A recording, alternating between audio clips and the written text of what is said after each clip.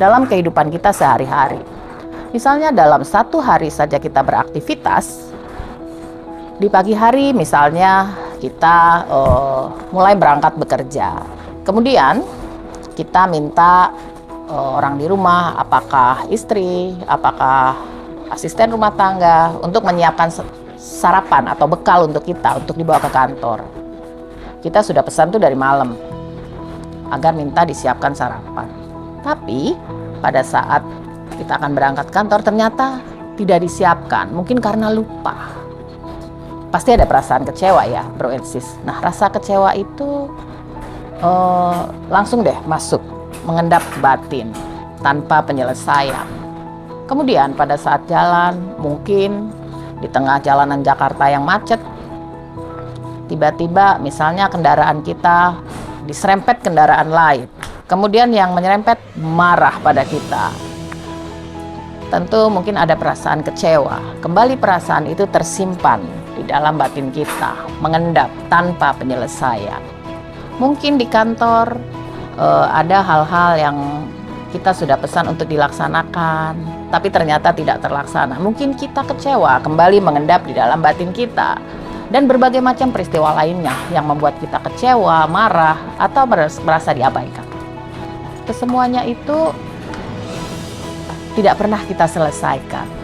Hari demi hari, minggu demi minggu, bulan demi bulan, terus terjadi, mulai dari hal yang sangat kecil ataupun hal yang kemudian sangat berat. Pada beberapa bulan pertama, ketika hal ini terus terjadi tanpa penyelesaian, maka akan timbul apa yang disebut dengan psikosomatis. Fisik kita merasa sakit. Mungkin bapak-bapak mungkin dada kirinya merasa sakit mungkin. Kemudian pergi ke dokter. Dok, ini dada saya sakit nih. Kemudian dokter cek. Wah, ternyata bapak sehat, nggak ada apa-apa nih. Bapak cuma butuh istirahat, olahraga, makan sehat, beribadah gitu kan, happy. Ternyata tidak sakit tapi merasa sakit, psikosomatis, akibat kotoran batin. Kemudian kembali kita beraktivitas dan terus kembali hari demi hari, minggu demi minggu, bulan demi bulan, tahun. Berbagai peristiwa terjadi tanpa penyelesaian. Genap 1 tahun kita merasakan rasa sakit lagi, kita datang ke dokter. Dan dokter kemudian memeriksa kembali. Oh, ternyata mulai memanifestasi. Psikosomatisik tadi mulai memanifestasi karena tidak pernah ada penyelesaian terhadap hal-hal yang merupakan kotoran batin yang terjadi pada kita. Mungkin mulai ada sumbatan 0, sekian persen.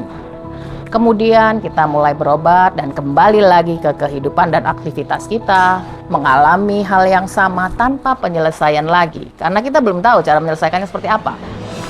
Genap 2 tahun ketika terus-menerus terjadi peristiwa-peristiwa yang mungkin tidak mengenakan buat kita dan tidak ada penyelesaiannya, bro and sis, maka timbullah critical condition atau sakit, mulai memanifestasi sakit kritis.